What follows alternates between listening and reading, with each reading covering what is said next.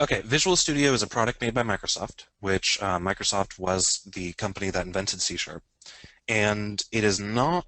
It's kind of is free. There is a edition that you can get called the Express Edition of Visual Studio, which is free, and you are allowed to produce commercial products with it, and you can download that over on the Microsoft website.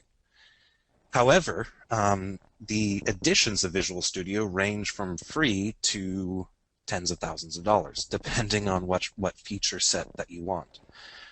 During this class, we are only going to be using the features that would be available through the free edition.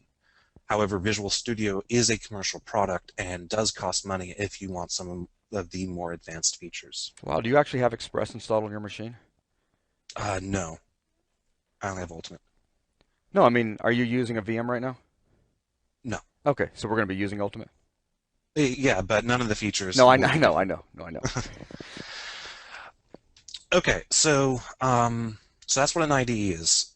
All it does is it allows us a quick feedback loop of taking C# code and turning it into a .NET assembly.